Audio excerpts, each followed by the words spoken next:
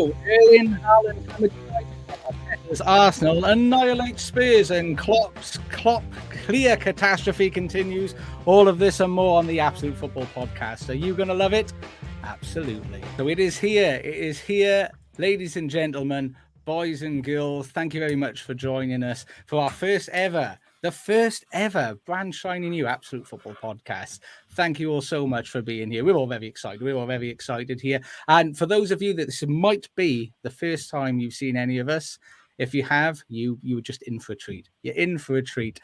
So what I'm going to do, I'm going to go around everyone though, so you can be introduced to everybody, so you can hear our voices. For our audio listeners, we are live on Twitch as well. So this is going to be streaming live on Twitch. This is streaming live on YouTube, and we're also going to be available on Spotify and all the good podcast places. So first of all, I'm going to introduce you to Sam. Sam, say hello. Wave hello. Hello, Sam. Fantastic. Hello, I'm waving for all your listeners. I'm talking as well. Hello. Fantastic. And are you excited to be here today, Sam? Absolutely. Beautiful. And we've got in the bottom, I think this will be the bottom right-hand side of your screen, depends which way you're looking at it. We've got Charlotte with the Twitter army, with all of her millions of followers. Give us an hello. Hello. How are we all? Oh, we are Bobby Daz. And are you excited to be here, Charlotte? Are you excited? Absolutely. Fantastic. And lastly, last but not least, the creme de la creme. We leave the best till last. Mr. Lucas, how are you doing, sir? I'm great. I hope everyone else is well. Fantastic. And are you excited? Last but not least, absolutely. Fantastic. And there we are. We're all here. We're all excited. And thank you all very much for joining us all. And we're going to jump straight in, because what a fantastic weekend of football, and what a great time to start with. We're going to kick straight into the bestest game. As a Liverpool fan, this was the bestest game of the weekend for me. Manchester City 6.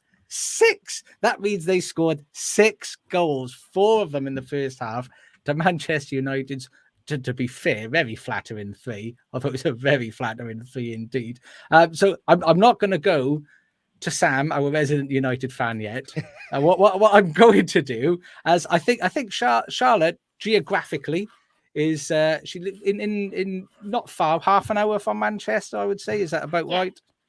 So she lives half an hour from Manchester. So in reality, she probably lives closer to Manchester United than any Manchester United fan.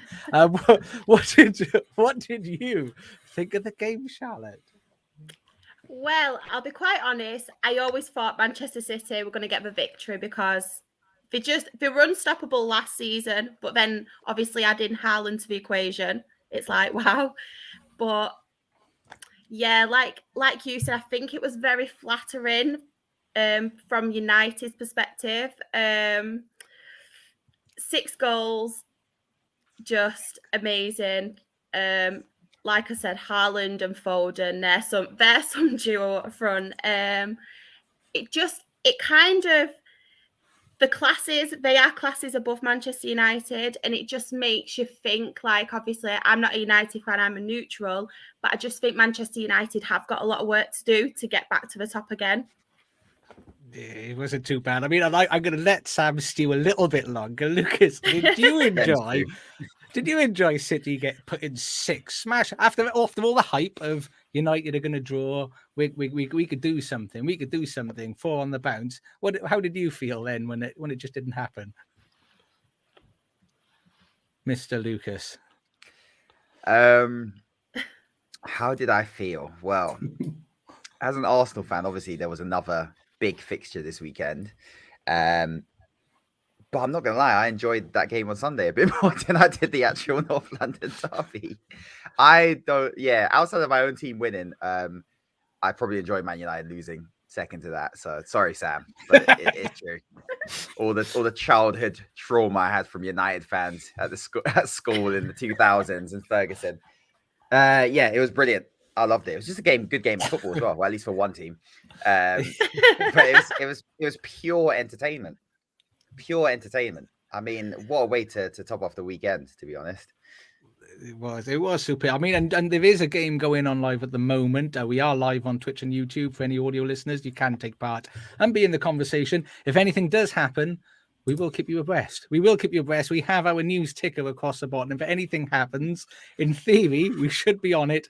I will let you know. But Sam, before we go into sort of any analysis of the game, how does it make you feel watching that performance? Lo siento, no habla inglés. For me, yeah, it doesn't feel great. Let's be honest, it doesn't feel great. I wasn't part of the fans that thought we were going to get anything, but I didn't think it'd be that bad. I mean, at 4-0 at half time, I was literally concerned if there was a way to switch the game off to stop, to have it postponed. It was just, it was like a boxer just taking punches in the third round, going, we can't sit this out for 12. It was absolutely insane. 3 goals flattered us. City were brilliant, which we'll come on to, but my God, we were terrible, and we didn't half play into their hands as well. So how it felt, pretty rough. Pretty rough. I mean, what do you think? I mean, from they set up, they seem to be set up exactly the same. I mean, there's still no Casemiro. He's obviously still being kept out by the power of Scott McTominay. And what do you think went wrong? Do you think the tactic? Do you think the tactic just didn't work against Man City, or do you think he should have actually pulled the trigger and played that player that you paid 80 odd million, 60 million, and 300 grand a week for? I don't think, to be fair, I don't think that the tactics he could have done much else. Casemiro was an option. Casemiro was obviously an option, but he's not shown anything yet in terms of what we'd seen, that he was kind of ready, and you could kill him as well. You stick him into that Man City, and if he played yesterday and we got battered by 6, it would have all been about the £70 million wonder flop. Do you know what I mean? So for me, it was just the tactics, the way they employed them didn't help. We were just so bad in possession. You just cannot continue to give Manchester City the ball and the space that you do. And we were giving the ball away in areas, trying to panic, trying to force things. And it just meant that we were more exposed at the back. And then if you give players like De Bruyne, Bernardo Silva, Phil Foden space, and you're just dead. There's nothing else you can kind of do. And once that first goal went in, it was coming after about a minute when Dalot wiped Grealish out on the right-hand side. And he thought, this is just what we need. Our right back on a booking 1 minute in against Manchester City. And then Malacia followed suit on the other side. And you're thinking, it just all sort of spiraled. And they panicked. And they didn't know how to handle it, which has been my worry with the last 4 games being positive. They hadn't had any moments of adversity, how they would react. And the answer was not very well. It was what we discovered yesterday. I mean, you've got Casemiro. I mean, a Champions League winner, played in that Real Madrid squad. Surely he would have the mentality that you'd think, if ever there's a game where you might need somebody in there to boss people around a little bit, steady the ship, have a bit of control and maturity, surely that was the game, was it not? I think so. I think if he'd have played 1 or 2 more, 100%. But the fact he's not started yet, probably, obviously, Ten Hag's not seen that he's quite ready. He's up to the pace, because City play at a tremendous pace as well. It's not like you're coming into a top game in another league, I think. So we've seen it happen, and with the benefit of hindsight, anything that wasn't what we saw, because McTominay showed what we've seen against the top sides, where he's just not that, is he? He's just not there. There was one point, I think he played a wondrous 15-yard ball straight to Jack Grealish on the edge of the area, and just get him off. So in hindsight, Casemiro maybe, but we still wouldn't have won the game with Casemiro, let's be honest. But do you think, I mean, for me, I was watching, and obviously the closing and the pressing wasn't there, and Rashford from the front wasn't there. I mean, let's be fair, against Man City, if you want to be pressing high, I don't think Ronaldo's the answer either, to be perfectly honest with you. What do you think? What have you got? Or is this squad just not good enough and you need to go back to the drawing board or wait a bit of time? I don't think the drawing board. I think a lot of sides are going to get pumped there by City. I don't think that's something that we're going to be the only ones that suffer by, for sure. And I think they've got to stick with what they've tried to do. I mean, they showed an interesting sort of statistic that we've dropped off in terms of our possession last 4 games to try and turn ourselves to be more solid, that counter-attacking team, which is ultimately, I think, long-term where they want to go. You've got to just see it through. And I think this season is going to be, considering where we were after 2 games, we kind of got that buoyant feel of the win over Arsenal, the win over that trash in the left, Liverpool, bottom half team or whatever they are now, which seemed like a big result at the time. We got something out of that. And I think the key now will be how do they react? How do they react? Does this suffer 2-3 matches, or can we sort of turn something into steady? You just got to see it through. I think see it through. There's no need to panic and flip the script yet. We know how far we are away. That was just a humbling and sobering view of how far we are away. I think. I'm just going to ignore that mention of that Arsenal game against Man United. That was new. Yeah, that was in the past. I was going to pretend that wasn't mentioned. A moment. Come on, I'm getting grilled here. But I mean, moving on to more positive now. I mean, Char, I mean, you're a big Haaland fan, the machine that is Haaland. I mean, what did you think of Man City's performance? And was there one standout or like 10 or 11 for you? To be fair, Manchester City, they're a quality team. They've got so much talent. And then with Haaland in the mix and even Foden as well, I think they're a great duo. Haaland, as I've said previously, I do not think he's human. I feel like it's been made like he's been made and made like a robot, and he put the best bits of each striker that's ever lived into Haaland, and that's just become him. It's just a different level. I think he's already broke a record. Let's have it right. Yeah. I think he'll break many records, obviously in the Premier League and in the world. I think it's just quality. But Manchester City, I just think they'll run away with it. I really, really do. Well, I mean, I think the stat that you're talking about, I think Haaland is taking him 8 games to score, I believe, 3 hat-tricks, while in the second position was Michael Owen, taking like 42. So it's like an extra season just to get there. It's just remarkable. I mean, what I did like, and I don't like Man City winning, I don't like them playing well, and I don't like Pep Guardiola. Just don't like them. However, I can appreciate talent where talent is, and what I did like is Jack Grealish had a game. I think he really showed the fact that he's not going to be there just pure flair guys scoring goals as he did at Aston Villa. Because let's be fair, there's a trifle bit of a difference between Aston Villa and Manchester City, just a tad. But I think he did show his class in regards to what he was doing and what he can do, and what Pep's got him all about there. And fortunately, I believe, is it next week or the week after? Very, very soon, we get to play them. I think it's literally. I think Liverpool. Yeah, Sam's going to put that in his calendar. Yeah, I'm on that pod for sure. I'm definitely on that pod. Yeah, I mean, we'll play them at Anfield. Maybe we'll not embarrass ourselves. I mean, I'm moving on to Liverpool. We have to do it. I don't want to do it, but we have to do it. Liverpool 3, Brighton 3. I mean, Lucas, did you catch that game? I know you had the one. We will come on to your favourite, but did you catch any of that? I'm taking Mo Salah to court. I told you this before. He can't keep doing this. I can't keep captaining Salah in my team, and he does this every single time. You should see me on Friday at work. I had such a smug grin on my face. I was like, yeah, everyone's going to captain Haaland, and I'm going to captain Salah and get away with it. Yeah, you guys are in trouble. I think we said this before when we were speaking. It was when all your players are fit, which they are now, everyone's back to normal. Yeah, the game at Anfield against Brighton, who don't have Graham Potter anymore. They've got a new manager. It's their new manager's first game, I believe. First game in all competitions. And he's going to Anfield. That should have been 3 points in the bag for Liverpool, let's be honest. And it wasn't. I haven't had a chance to see all of the goals. I saw the first couple from Brighton. And they were good though, weren't they? Yes, it's good. I'm glad for Brian, but I think we have to start asking the question, Josh. I think the big question is it time?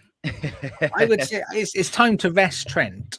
It is. Oh, that's for sure. Yeah. I think the problem is we have got Robinson out. He's out injured still, Robertson, and as is the young Callan Robertson, the Robinson. Yeah, so we've got our fullbacks out because in an ideal world, I'd take Trent out and have like Robbo out on the right back position, just to give him a rest because his confidence must be on the floor. Because let's be fair, he was poo. And that is, he's just getting targeted though. You've got to protect him. But yeah, doesn't Fabinho play right back for Brazil? Can't you just stick Fabinho there for? Well, Fabinho plays everywhere. I think he used to play centre back at Monaco as well before he came over. He can play Monaco. You've got to do something. Yeah, you know, he can do it. I mean, and in the chat, we are live. For all of our audio listeners, we're live on Twitch and YouTube. We've got somebody specifically for Char, one of the many of Char's army there. Mike, good evening, Mike, to you as well. And feel free to join us, people, anytime you want. But I think, I mean, going forward for me with Trent, I mean, we'll praise Brighton a little bit, but I've got to be honest, I was really sulking and upset all weekend until City pumped United. That did bring a bit of sunshine into my day, but it was horrible. It was painful. I mean, you can see the guy's devoid of confidence entirely. People are going for him because they know he's devoid of confidence. I mean, and Henderson's getting older and he's not got the legs to cover him. I think previously people wouldn't target him as well as they previously did.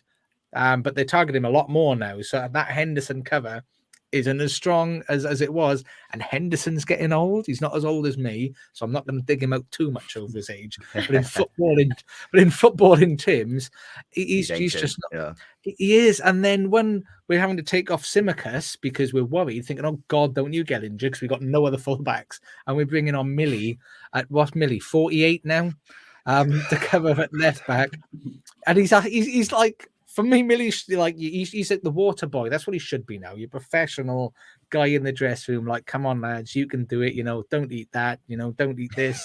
You know what I did when I was your age to get him. Are you saying James Milner should be slicing oranges at halftime? Is that what you're saying? Because I agree. He should be there. He's Better like that than clearances. He reminds me a little bit. He's like Klopp's emotional support dog.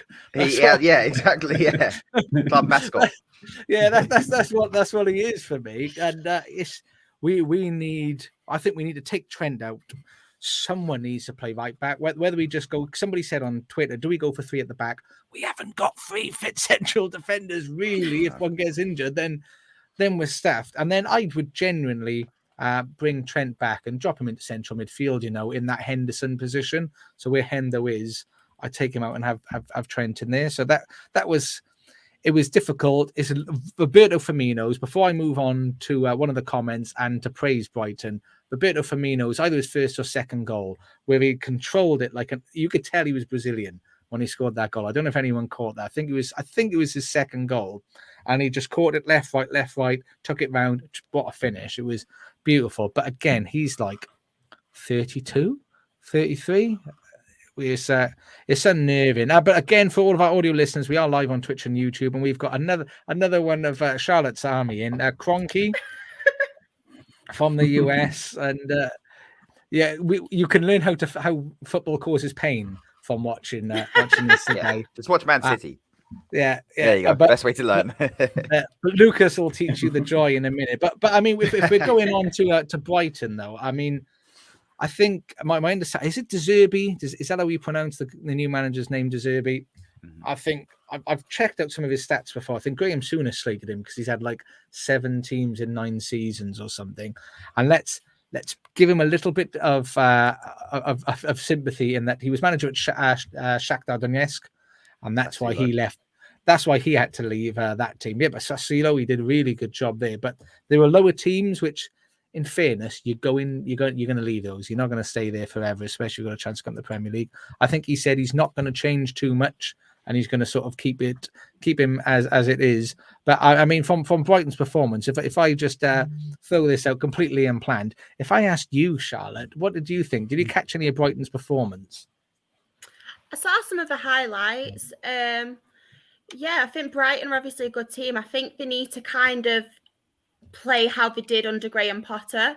I don't think they need to change it up too much. Obviously, they've got a new manager, so pretty much everyone under a new manager wants to perform, and they always kind of have a really good performance. But I personally think Brighton are a team to watch. I'm not saying obviously they're going to do wonders and go in the Champions League and stuff, but I really do think they're quite a strong team. And from the players they've lost, and just some of the business they've done, obviously through the summer and the transfer window, I honestly think they're a great team, and hopefully they will carry on. Yeah, it'd be nice to see. I mean, I like the smaller teams performing well, not against us, but, against Brian. against each other they can play well, but they got a great stadium. And has anyone been down to the Amex? I actually used to work there when I was studying at the Amex, Did you? serving pies and pints. Yeah, I did 2 shifts and quit. So yeah, great stadium though. Just Yeah, and then Rubbish pies. yeah, rubbish pies. Yeah, expensive parking, but I think that they're a well-run team as well. I think as a club, they're a well-run club, and I begrudgingly wish them all the best in all of their other games. Take points against other people, and that's enough pain for me. We're going to move on over to this is the game of the weekend for some, not for most, but for some. Yeah, Arsenal 3, Spurs 1, North London is it now red, Lucas? Is North London red? Is it now red? Well, I don't know what you mean by that. I don't know what you mean by that, Josh. I don't know. I didn't know it wasn't ever red. Okay, it was maybe blue for a little bit. Okay, but yeah, I mean, yeah, we always beat them at the Emirates. The record's now it's like what 20 something games we haven't lost to them at home in the Premier League. I think it's since 2011. I think it is the last time they beat us at the Emirates in the Premier League. So that's the only thing with the North London derby now. It's like we beat them at the Emirates, they beat us at White Hart Lane, and that's just it over and over again every year now in the Prem. But I mean, it's always, I did watch it. I was so happy, and that is like your weekend just set. Early kickoff against your rivals, and you beat them comfortably, and that's what can be said. Great performances. We look good. We look good. So I have no complaints. I'm very happy as an Arsenal fan at the moment. Very happy with how we're doing. So long may it continue. Well, are you happier with Arteta? If I don't think you were a massive Arteta fan. I knew you were going there. No, he's doing really well. And to be honest, yeah, the 2 ones, yeah, I was really disappointed with the performance last season, just missing out on Champions League. But I've always said it. I just want to be back in the Champions League. I want to be back in Champions League. I want to be competing in there. So the way we're playing, if he delivers on that, then long may it continue. So we're doing good. We're doing very, very good. And one of the comments on YouTube is from Mike, the party goal. That was just a weapon. I mean, I don't think if you'd saved that just clears straight through you, wouldn't it? Would have decapitated the keeper if you go in the way of that. It's quality finish. I love those goals as well when it's like first time shot on the curler. Like Yaya Toure used to score like them all the time for Man City. Yeah, stand-up performance. Load of players, to be honest. And Saliba again. He's good, isn't he? Van Dijk, see you later. There's a new kid on the block. He was good. You know, I never understood why he was out on loan. Why you didn't have him back in previously? Because he was tearing it up when he was away on loan. He's a good defender. But he's here now. Give him a lifetime contract. Do not let him leave, because Real Madrid, Bayern, these clubs they'll be sniffing very soon. Yeah, and I mean another player that come in the summer that I think he's had a sort of understated performance and impact on the team is Jesus. He hasn't been. I don't think he's been outstanding, but he's actually done quite well and given you things that you haven't had in previous seasons. I mean, how do you feel about his performance so far? Yeah, very happy. He's we always knew he was going to be like really good with like link up play, like dropping into midfield, pressing, carrying the ball, bringing others into the attack. But he's scoring goals as well, which was the issue we had with Lacazette. Like Lacazette's like overall play was good, but he just was never in the box when we needed him to be. And then Aubameyang was the opposite. Aubameyang was in the box but did nothing else. So he's doing a bit of both. So as long as he continues scoring goals, he needs to get more than 15, I think, for it to be a really good season. I think he will if he keeps up. But yeah, Mike, I was just going to mention Granit Xhaka, who again, I could not stand until this season. I always said him and Bellerin, I can't stand those two.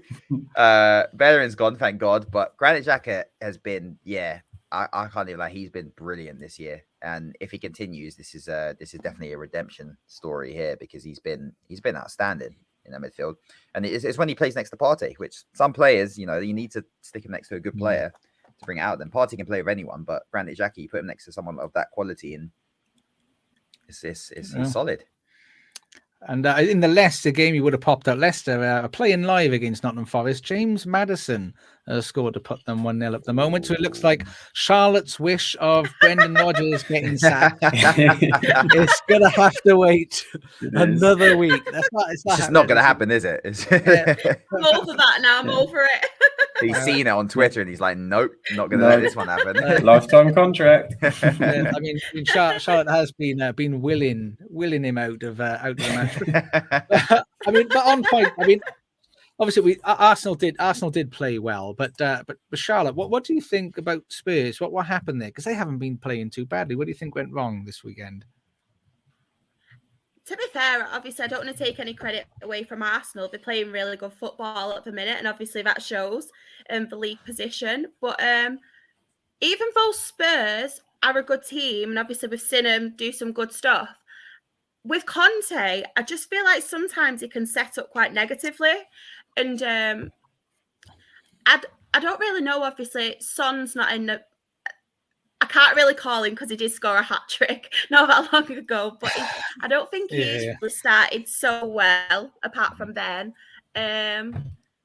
Obviously the red card, that obviously didn't help, but I just think Arsenal are just playing some great football, and I can't take it really away from them.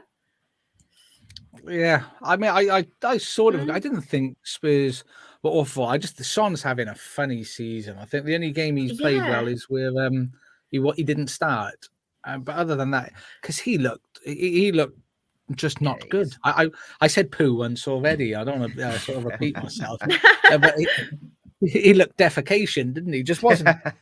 It's just strange. It's just really strange, and it's not going well. I mean, we got Eskimo Russ in the chat. I'm assuming you must be a Spurs fan. They said they just look leggy.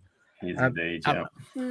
And I don't know whether they haven't played too many games. I don't think, have they, Spurs? Or I don't think they have. I don't know why they would look leggy. So they just and particularly the sort of way they play, where they're kind of sort of sitting in and waiting for something. They were just really passive, I thought. They always play that Conte. You knew they were going to set up and kind of be negative, but you can't go and let Arsenal get on top and get buzzed. And particularly once that first goal went in, you're just like, they're in trouble now, because they were kind of fortunate to get what they got to get them back in it, I thought. But the style of play didn't change, and Arsenal just kind of dominated the ball and moved it around quicker than they did. So I don't know.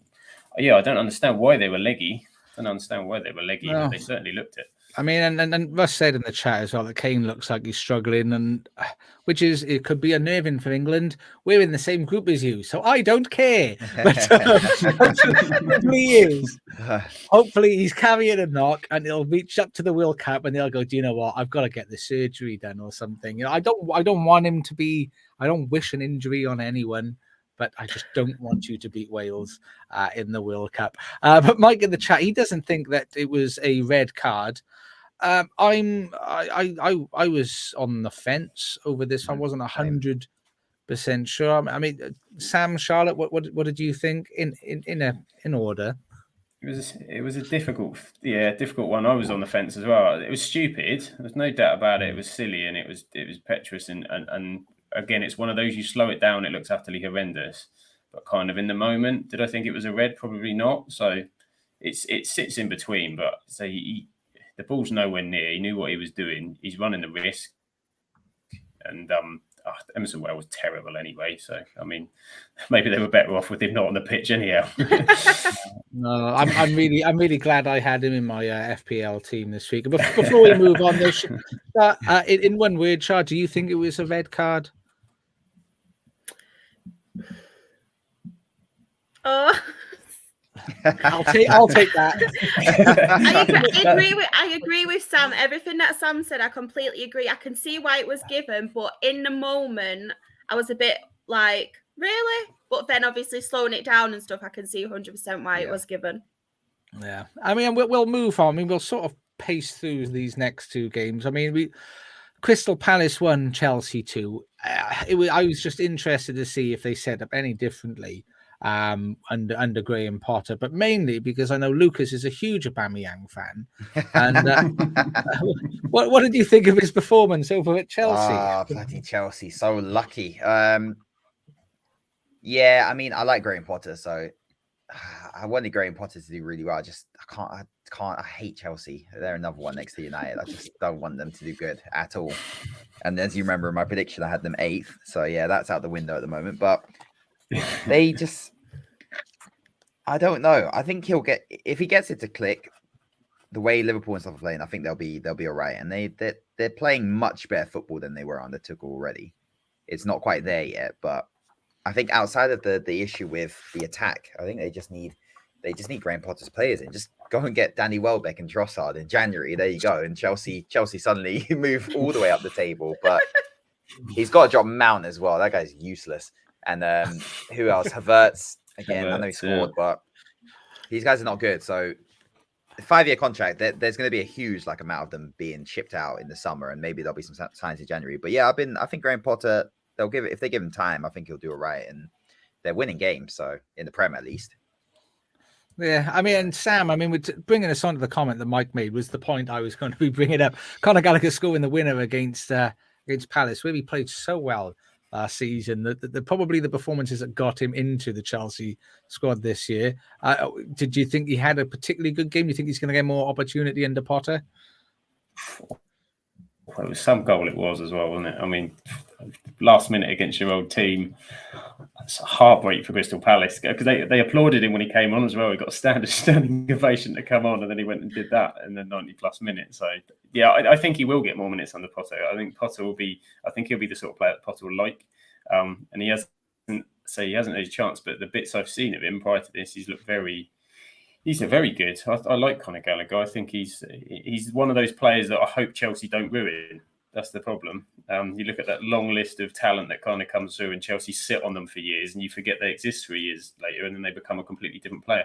Always remember Scott Parker going there when he was at Charlton, absolutely ripping it up at Charlton, and then Chelsea sat on him for a couple of years and dipped off. So I do hope it doesn't happen with Conor Gallagher, because I think he's a really good talent. But what do we think of the Thiago Silva incident? Thiago Silva, red card, surely. Yeah, it was. This. I was outraged. I was actually outraged because not only that, he gave the assist for the goal. Then it was disgusting. I couldn't believe what I was watching. It reminded me of when you were a kid playing at school and you fall down and go, oh god, and you just flap your hands out to try. Nothing professional football. I mean, dear Lord, But mind you, John Terry used to get away with stuff like that. I mean, I don't know if you can remember, I can't remember the game, but it was a Chelsea match where somebody took a long-range shot and John Terry did this and just saved it with his hands and just waved the ball away. And I was like, I thought he was doing the ending of a dance or something. He had a tune in his head and he's going, yeah. But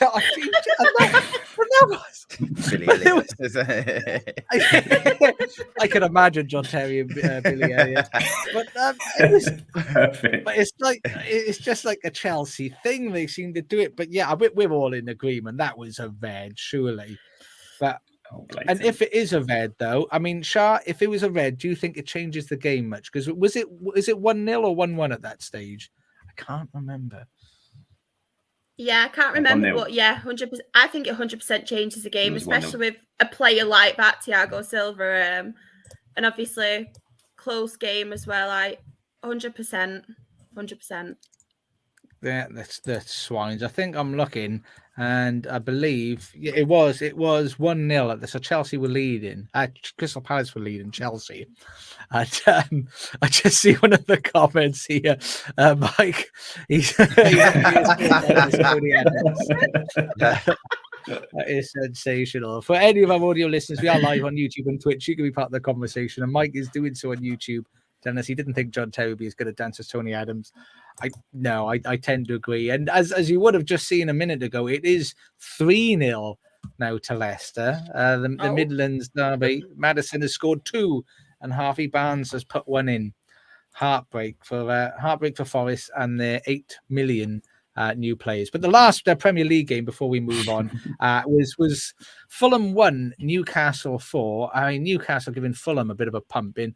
I mean, what a beautiful game. I really actually quite enjoyed it. If you you almost forget that Newcastle have got all the money that they have because they haven't sort of gone as extravagant and hard and heavy as you imagined. But I mean, Lucas, do you catch the game, and what do you think of what Eddie Howe is doing over there on the Tyne? But I thought it was strange because I've watched a few of Newcastle's games this season, and in my head, I just like did anyone else feel like Newcastle had won like a load of games this season, just based on how they were performing? Yeah. But they actually hadn't. Like their record's not been great at all. They were drawing a lot of games, but to be fair to them, Wilson's obviously had injuries, and then Ishak's just come in, and now he's injured. But they're playing all right. But I think, I don't know. I can see them parting ways with him. I can see them, the way this season's going, they should probably be knocking on Europa League doors, and I don't think they will. And I wonder if they don't get in that top 10, the Newcastle Ball are ready to make the switch, and they've got someone lined up to basically take them up a level. But they're doing all right. I wonder what's missing. You know what's missing is James Maddison. If you put James Maddison in that Newcastle team, it's perfect. There you go. You got a playmaker and another person who can score goals. They're still sticking with that Almiron guy who's championship quality at best. And he scored a good goal though, didn't he? No, I'm not having it. He's another one. I was Ruled like, it out. No. I was cussing him out when they were playing Man City. I was fully just going, this guy is so shit. He scored straight away. Always happens. And it was just a one touch, like it was one of them weird looking goals, but it was just amazing. Yeah. I thought, who is this guy? Because he was. I thought he was absolute pap. He was just really fast. He's like a poor man's Saint Maximin, who's a poor man's good player. It was just he's a poor man's. What's his name? The guy from Goal who played for Newcastle. Oh God, Phil. yeah. Because he even looks like him as well. I can't even remember his name. But he went to play for Real Madrid. Yeah, well, Almiron's not going to do that. Maybe Real Madrid B. But no, they're doing all right. I like Eddie Howe, but I don't think it's enough. I don't think he's enough. I think Newcastle have got an opportunity to really start making the move now, because Chelsea, Liverpool, United, like look what's going on around the league. So you might as well take advantage before these teams sort it out. So if needs be, I think they would pull the plug early next year if they're not in that 8th, 9th spot. Be interesting. I mean, one of the comments here. I mean, I'll direct this for you, Char. There's somebody who was in one of the lower leagues, not in the Premier League last season. So the wheels coming off at Fulham. What do you think? Were the wheels ever on at Fulham? What do you think of Fulham's performance so far this season, Char? I don't think I can really fault Fulham, because obviously they've had some good results.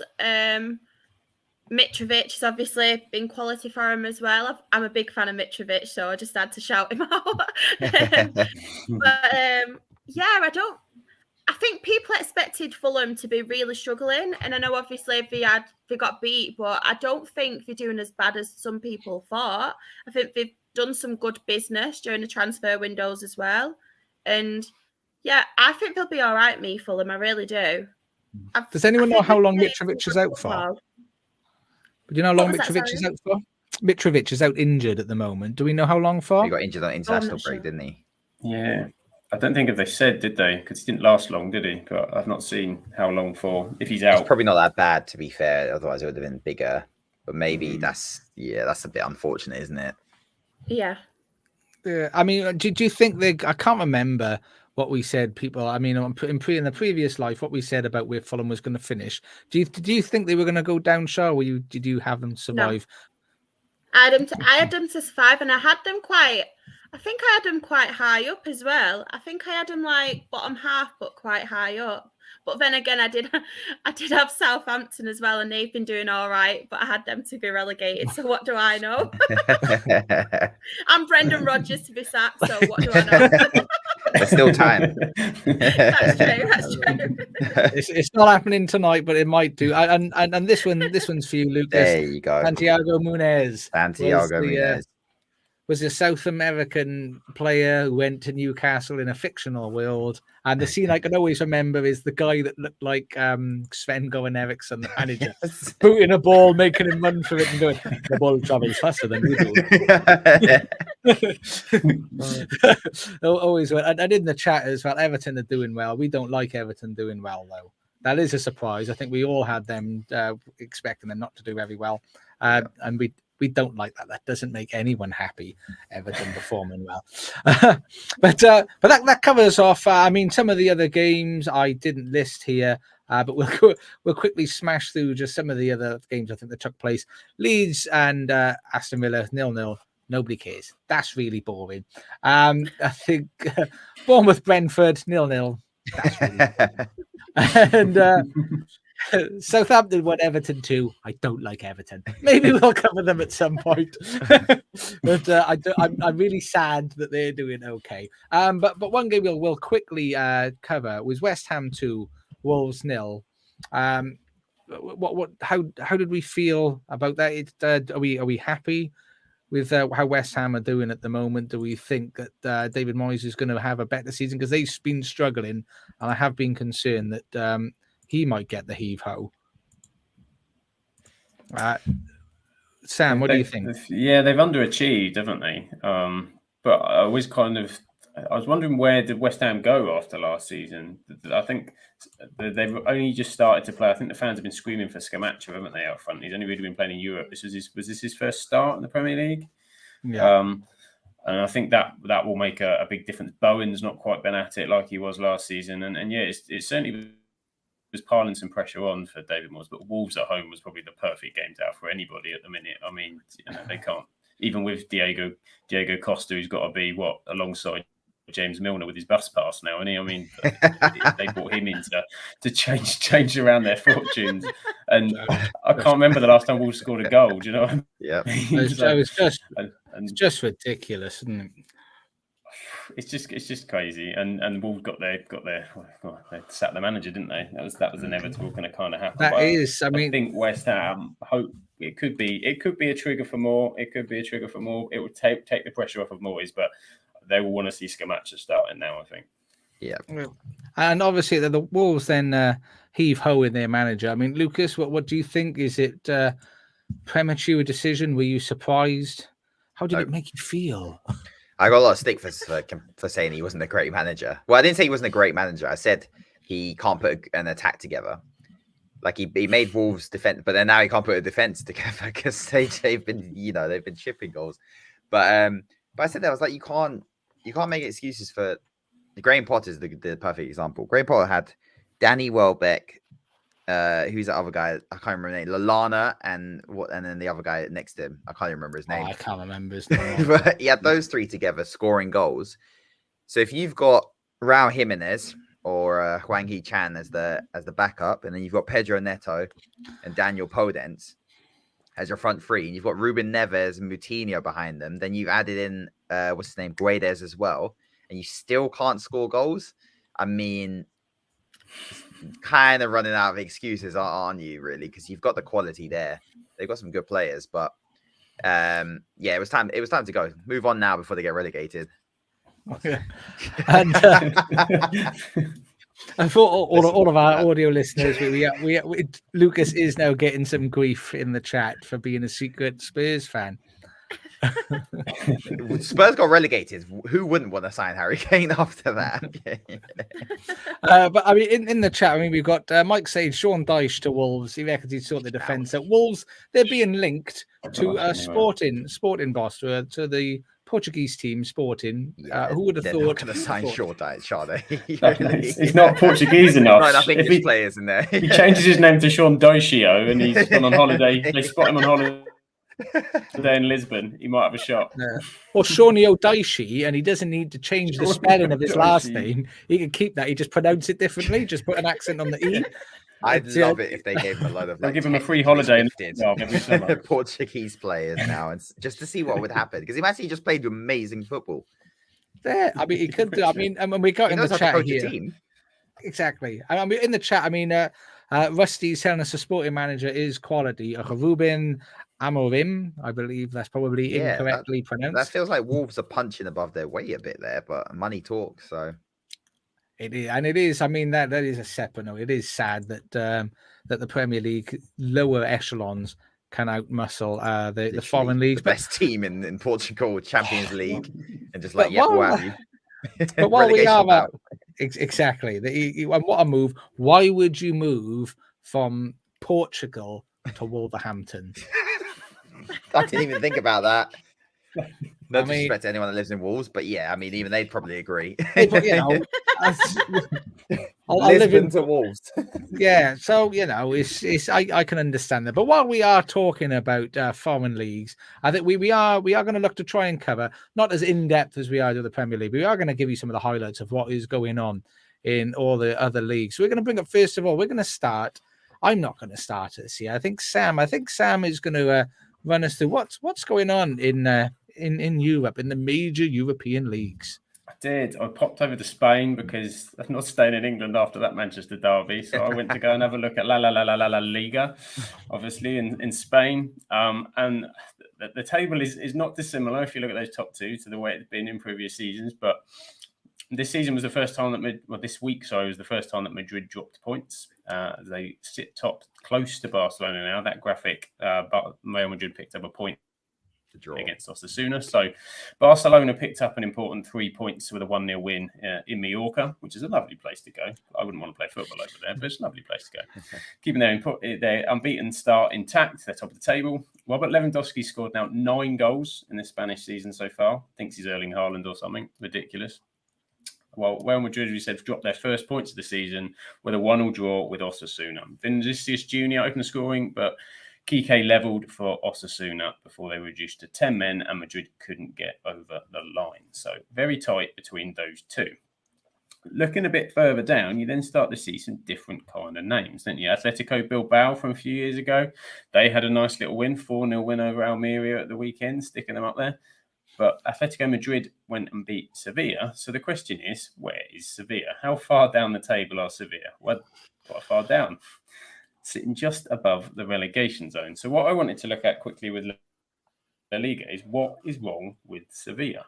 Because we all remember Sevilla, European team, big powerhouse. They've not started too well. And I just had a little look at their squad to try and get an idea from my side why I think that might be happening.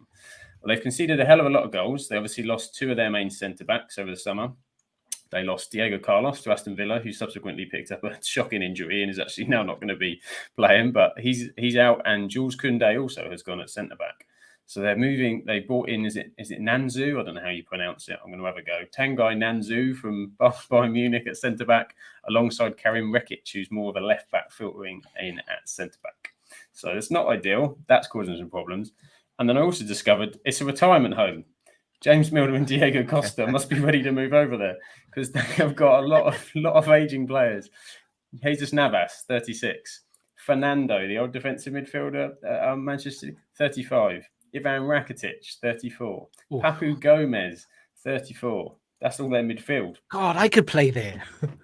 Exactly. We should move to Spain and play for Sevilla. Trot out on Saturday and then straight off a sangria. Perfect. I could get relegated in La Liga. Someone's got it. And so I was just looking at the rest of the squad. They've got some good options up front. So you think they might come good. They've got Isco on a free from Real Madrid. He's only 30. He's playing in there. Kasper Dolberg, Suso, Eric Lamela, Rafa Mir. You love Eric Lamela, don't you? Don't you, Lucas? He's a top player, isn't he? Played for someone in North London. I can't remember who. I like Kasper Dolberg.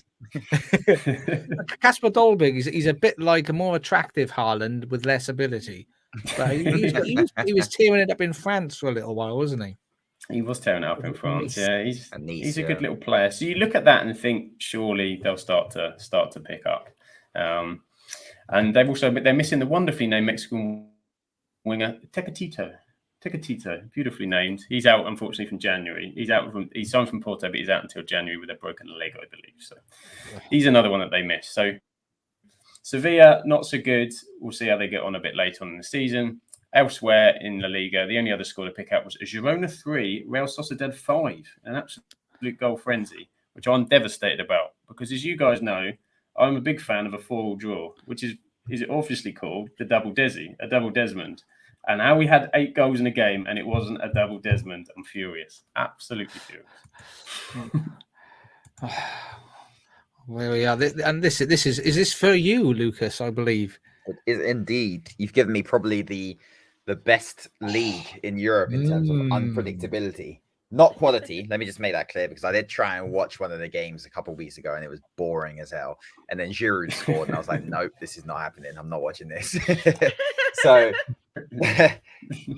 big thing, Inter tanking it this year. 8 points off the top of the table. I mean, they can still catch. It's only been 7 games, but they've had 3 losses on the bounce now. I think Inter Milan. It's not looking very good over there. Something hasn't clicked.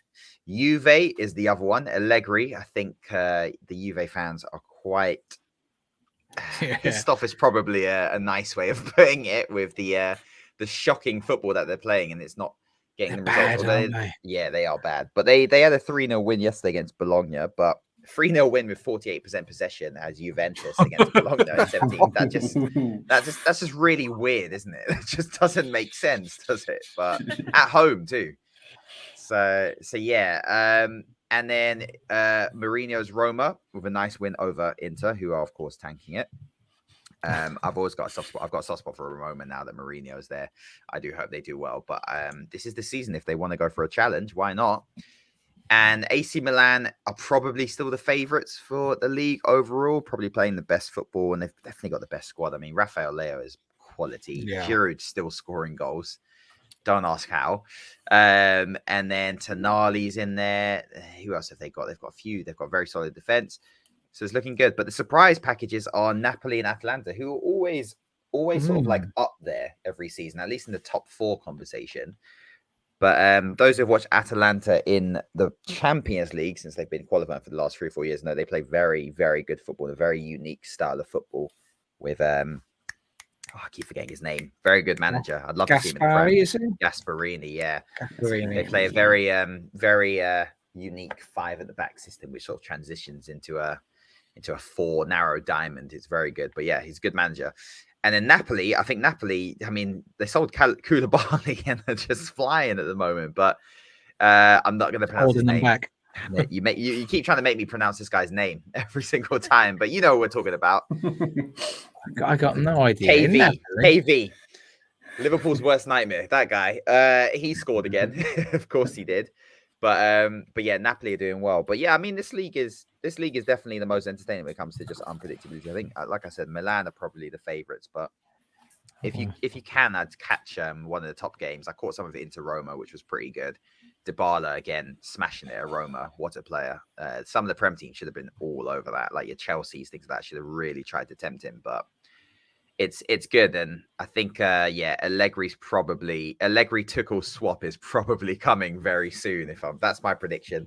That will happen before Rodgers is sacked. There you go. That's my prediction on managers. Tuchel will be at Juve.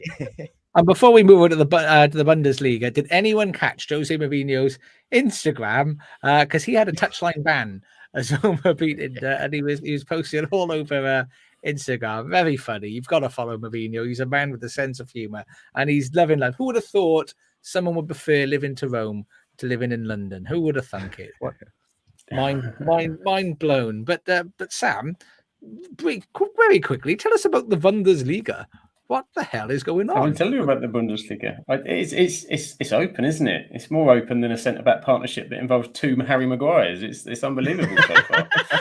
I mean, you've got the 2 names at the top of that list are slightly shocking. Union Berlin, who unfortunately lost 2-1 away at Eintracht Frankfurt, so they've been reined in a little bit, and Freiburg in second. So it's not something we're used to seeing with those 2 up top. Bayern Munich are slowly starting, I think, to come to the party. Hadn't won in 4 games, but then they played Bayer Leverkusen, who have had a terrible start.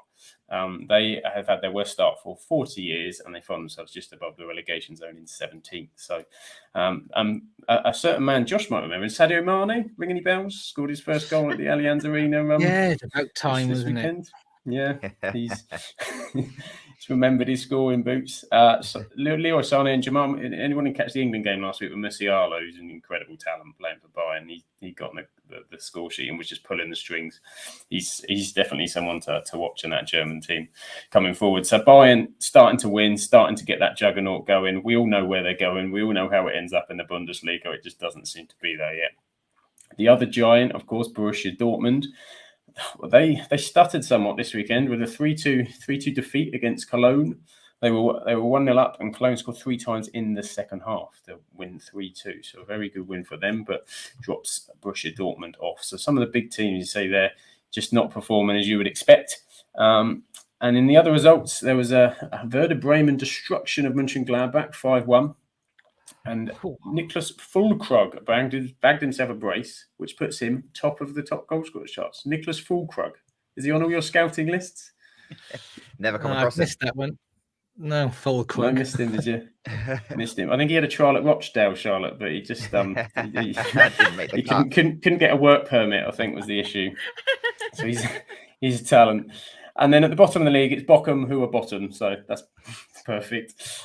Single point. They got a 4-0 pasting. Bottom of Bochum. 4-0 pasting by Leipzig. To be fair, you deserve to get beaten 4-0 by Leipzig if you allow Timo Werner to score twice. You know, that just says everything that you need to know about What's going on with Leverkusen?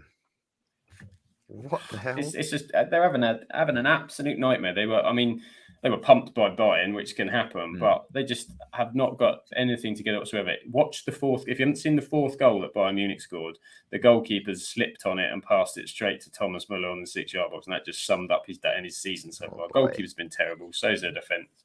They're not having a great time. It's fair to be said.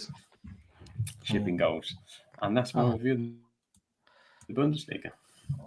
We'll move over then. I think the only big league left then really to look at is Ligue 1 and PSG lead.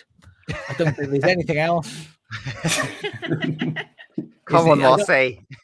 Marseille are 2 points behind. They're not going to win it. Paris Saint-Germain, they're yet to lose a game. They're not going to lose a game. If they do, we will spend a bit more time on Ligue 1 and ridicule them for being beaten with that budget and that team. But the fact of the matter is, they haven't, they won't. We don't care. And, that is some of our international league. We're going to move on. I mean, I'm bless it. It's in the chat. Football baby's not happy about that. League 1 love. If you're a PSG fan, you're gonna love it. You're gonna love a bit of League 1.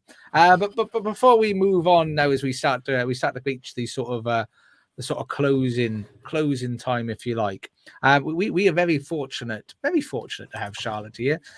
Charlotte has one of the biggest Twitter armies I've seen.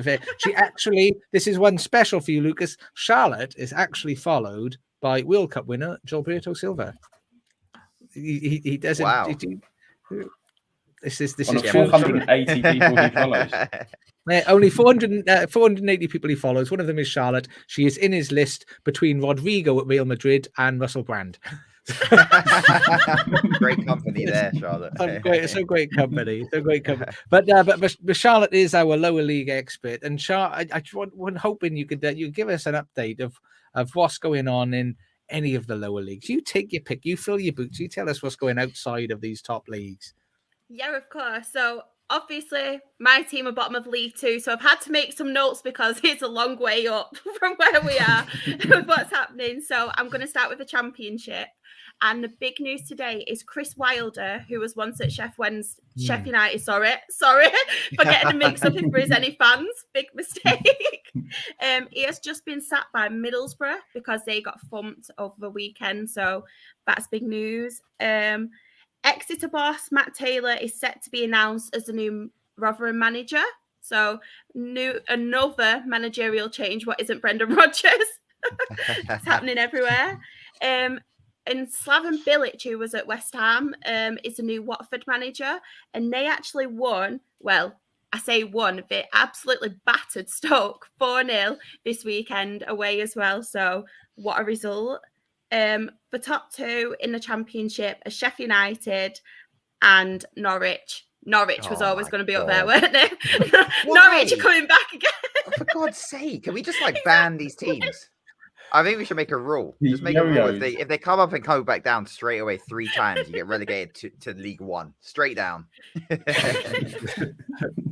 And I love the comments. Middlesbrough should hire Southgate. Definitely. Yeah. After the World Cup, though. He won't be managing England. So, Norwich obviously won 1-0, and Sheffield United, who were top, they actually got held to a 1-1 draw against Birmingham, who are struggling at the minute, and another familiar face in the Premier League, Troy Deeney, scored for Birmingham. I know, Troy Deeney. In the playoffs, we've got Reading, Burnley, QPR and Blackburn. So Burnley, near and abouts. Relegation, we've got Middlesbrough, Huddersfield and Coventry. So that's the championship table, yeah. League Wait, Middlesbrough One. are bottom? Coventry are bottom, but they beat Middlesbrough 1-0, Coventry, who were rock bottom. Wow. So yeah. And Huddersfield as well. Another team at the bottom, which I'm quite shocked about. Middlesbrough were like mid-table last year. No, they were near. They were pushing for the playoffs. Yeah. Yeah, they were pushing. Yeah. So a lot of teams struggling who I didn't expect. Obviously, it's early days, but a lot of unexpected teams. I'm tired of seeing them. I honestly am. Let's be having you. But yeah, we'll move on to League One next, and the only news really from League One is Exeter are set to lose their boss Matt Taylor to Rotherham, which I mentioned previously. The top two in the league are Plymouth, and they're still on top after their 1-0 win against Wickham. Good result for them. Ipswich are second, another massive team who I can't believe are in League One. They actually beat Pompey, Portsmouth 3-2 at home. Both teams are doing really well. This is what actually really shocks me as well, the playoffs. And just to imagine these teams in League One. In the playoffs, we've got Sheffield Wednesday, another huge club, Portsmouth, Barnsley and Bolton. And you just think, like, a few years ago, they were Premier League teams. And you just look at League One now, it's mental, isn't it? Aren't they? Charlton, yeah. It's the early 2000s Premier League, isn't it? League One. Best era of the Premier League. Yeah. I know. And in the relegation, Joey Barton's Bristol Rovers. That's always good to see. Always good to see. Forest Green, Burton, and Markham. And I think we'll miss League Two. No, League Two.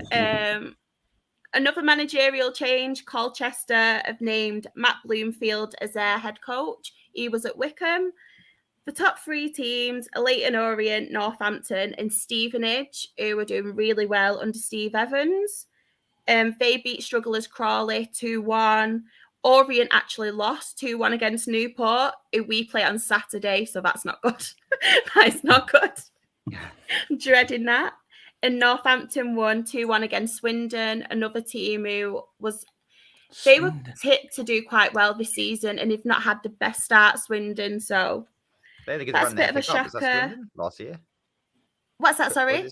Didn't Swindon have a good run in the FA Cup? Was it Swindon? Yeah. It was Swindon, wasn't it? Yeah, was Swindon. I think was it McCurdy? I think he scored against Manchester City. I'm sure they got Manchester City and he scored for Swindon against them. Easy job. In the playoffs again, another big team, Bradford. They've got Mark Hughes as manager. Oh, how did he pull that one off? Mark Hughes, I think we started with level. Yeah, they're in the playoffs, followed by Salford. I'm not going to mention Salford. I'm not going to mention them because they're money orientated. Hate Gary Neville for that. Hate him. I hate Gary Neville. Just in general. If it happens to watch this podcast, though, hi Gary. I know Barrow. They were tipped to be relegated this season and struggle. Barrow, they're actually in the playoffs, and as much as they've been doing well under manager Pete Wild, they are kind of struggling a little bit now. So they're falling down the table. So I'm just a bit. I don't know whether they will prove people wrong and they will do well, or whether their time has now come. They've had a good start, and then obviously they'll slowly come further and further down the table.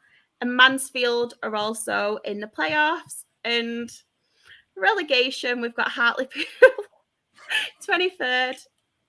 And then we've got a team called Rochdale. Don't know who they are.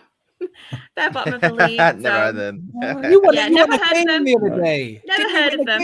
No. Charlotte's We definitely won a Man City game. Everything was fan. looking good. She's a Man City fan. I know. I'm going to claim Man City. They're my new adopted team. I'm a glory Get hunter out of now. it. Just Get wear out, a Haaland get shirt. out. People will all just fall into it. There you go. Yeah. Just keep wearing the Haaland shirt each week. They'll know. No, but- it's a frustrating one. It's a frustrating one, but we can only get better. We can only get better. Trying to be positive.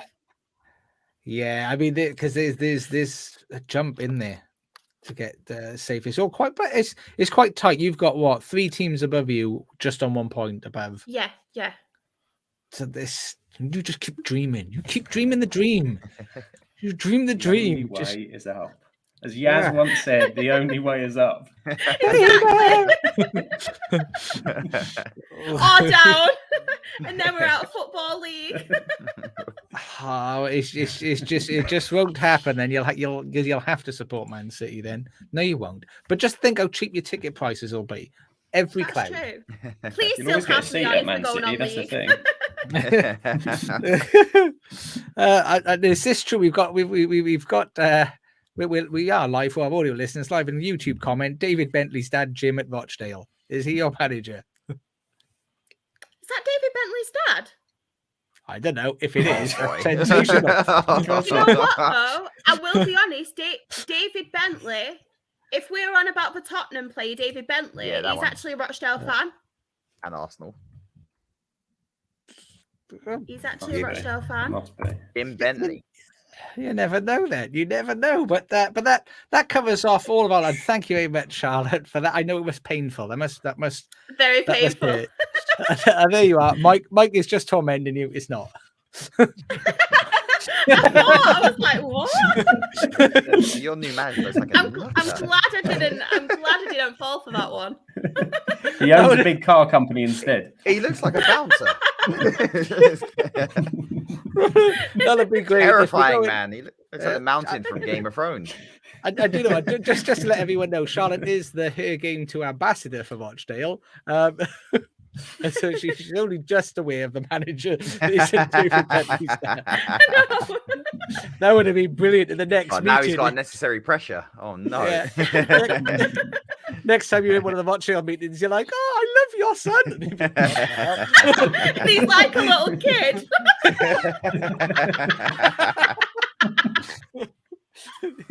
I think not. Mike, you could have kept that one going. You missed it now. But, Mike, we need Wikipedia proof here. We need sources. Should be asking him. How ironic would it be if he does have a son called David? I know. You want me to find out? Let us We'll know have to next do week. some, we'll do some research. We'll do research that for next week. Charlotte is going to know the lineage of David Bentley. I'm gonna. But that takes us to our last segment of this evening. Before we get here, massive thank you to everybody for sticking around. It's been a lot of fun so far, and hopefully you've enjoyed it. It's going to be we're going to try and mix it up each and every week with the people that are on the panel with some of the topics that we cover and we talk about, and we'll try and drop some of the bits and pieces in which we're not going to tell you all about just yet. But we are going to compete against one and each other. This isn't just going to be a friendly podcast. We're going to battle it out. We're going to get violent and aggressive with each other as we go into our Premier League predictor table. Each week, we're going to predict how many games have I written down. I've written down 4. We're going to predict 4 Premier League games each week. We're not going to look at scores because that's just too hard and nobody really wins then. We're just going to look at results, a win, lose, or a draw. And then we're going to look at who wins, and at the end of this season, somebody will win something nice that I think up that doesn't cost me a lot of money, but is really meaningful from the heart. That's going to be the prize. A hug, something along those lines. So the first game I'm going to take you on. The first game we're going to look to predict, and Sam, you can go first on this one. I just want to win. Who's going to win the game? It's over draw. Brighton versus Spurs. Oh,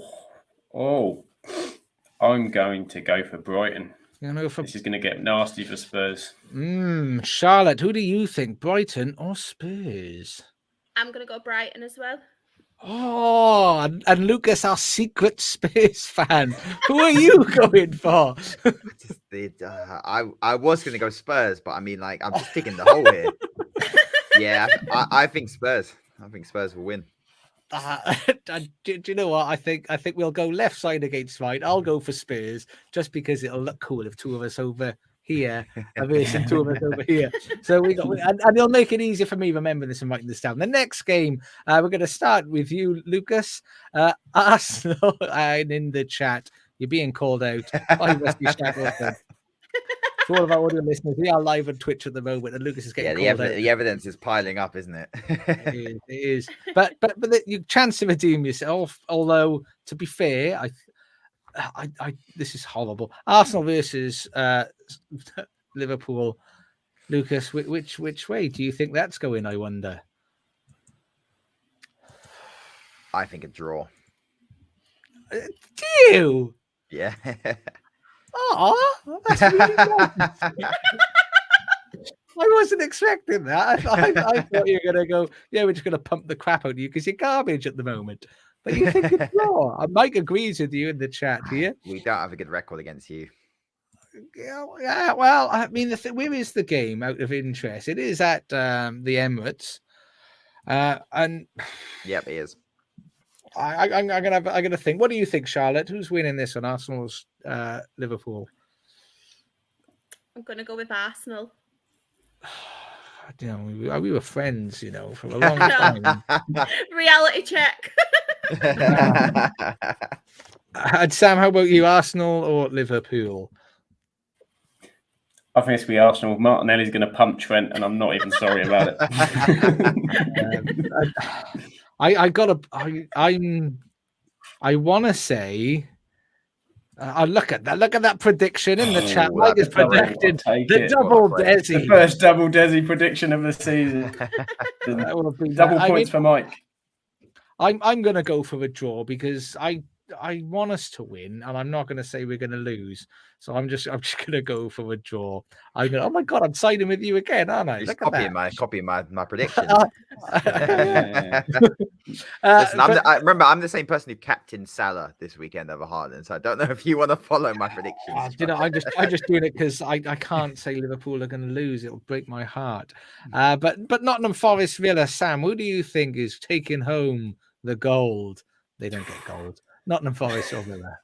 Well, on the basis that Forest are taking a bit of a pasting tonight and aren't looking too great, I'm gonna have to go with that one. I'm gonna go draw. Actually, I'm gonna go a draw because I don't think Villa are great on the road either. I think it'll be a stinker. How about you, Charlotte? Is this going to be a stinker, blinker, or a victory for someone?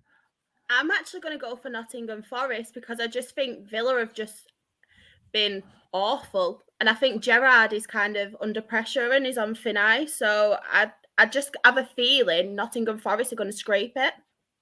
Even though he managed an exciting 0-0 draw against a 10-man Leeds. Oh, I don't know what to say now. Yeah. And Lucas, who do you think, Forest or Villa? I'm going to go a draw. Both teams will be afraid to lose. And do you know what? I'm going to go for Aston Villa because I love you, Stevie. If you watch this, unlike Genev, I love you. Well, you'll both probably select your manager soon, so you can do straight swap. Klopp for Stevie. Stevie time. Stevie time. No, you're right. I'm not quite ready for that. And the last one we're going to look at, so Lucas, is Bournemouth versus Leicester. Who's winning this battle of the bottom? Bournemouth at home. I believe it is. I believe I wrote that. Yes, it is. Bournemouth are at home. Draw. So Leicester's got all that travelling, a draw. And Charlotte? Leicester, Team Brendan. I'm turning point. I'm Team Brendan now. And how about you, Sam? Who do you think's taking home the victory there? I think it'll be Leicester. I think they're picking up a little bit. And I also think it's going to be Leicester because I don't really rate Bournemouth and how the hell they're in the position they are blows my mind. It absolutely confuses the pants out of me. But that is us. I mean, I think that wraps up everything that we've been doing so far. So if we go around as a group before we sign off, Sam, where can everybody find you, my friend? You can find me on Twitter. I'm up the FM Ducks on Twitter. On YouTube, I'm doing a lot of World Cup stuff ahead of that coming out in a few months. So if you want to get in touch with me, Twitter's probably the best place to do it. Fantastic. And Charlotte, where can everybody find you? Well, I'm on Twitter, Instagram, and I'm on TikTok under CharXRAFC. You can find me on Her Game Too. You can find me on my podcast, The Dale Way, and obviously on here. Fantastic. And Lucas, where can everybody find you, Mr. Super Duper Twitch affiliate? You can, you can find me on Twitch, Crab Dribble on Twitch, Crab Dribble on _ on Twitter. Still haven't got that profile yet. And what else? Reddit. I'm on Reddit. If Reddit's your thing, you can follow me on Reddit, complaining to Twitch about various things. But yeah, good movie recommendations. But yeah, Twitch, Crab Dribble. I stream 4 or 5 times a week, mainly doing FIFA at the moment until the new Football Manager's out. Fantastic. And you can find me. I am FMFO Official on YouTube, FMFO Official on Twitch, FMFO Official on Twitter, FMFO Official on Instagram, FMFO Official just everywhere. Everywhere you can think to look, there I'll be, in the words of Josh Stone. And I'm also, if you fancy a giggle, I am streaming Resident Evil, where I am continuously cacking myself because I'm not very good at that game. But really, really appreciate everybody joining us. It's been absolutely fantastic having you all here. We've thoroughly appreciated it. It's meant a lot. It's been I've thoroughly enjoyed spending time with you all as well, Sam, Charlotte, and Lucas. Thank you so much for being with us. Now, we are also going to have another Thursday feature where we're going to have a one-to-one with. It's just going to be 2 of us, and we're going to be sitting down chewing the fat, just chatting about anything that we fancy, probably football related. But for all of our audio listeners, please give us a 5-star rating.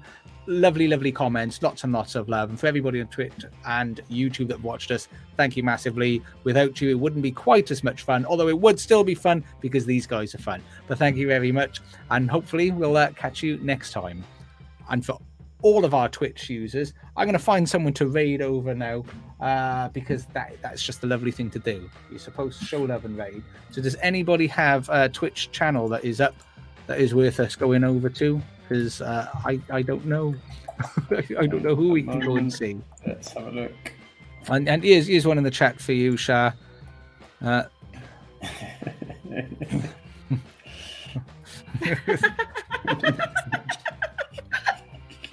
think that sounds about right. That makes sense to me. With all the Brendan Rodgers stuff, Charlotte's been predicting, I think, Rodgers out for quite a period of time now. We're going to look at Alan Handsome. I've never heard of. I quite like that. I like that, to be fair. I should warn you, he is an Everton fan. Controversial. Controversial. With the name Alan Handsome as well. What's he doing, man? Right, I think I've done this right. Hopefully that should come up and that should all work. Lovely. And we should be getting ready. So do you know what? I've done it on the wrong channel. But there we are. But this is hopefully the actual pod was better than our raiding over. But that's it. But I can live with that. Here we go. Twitch.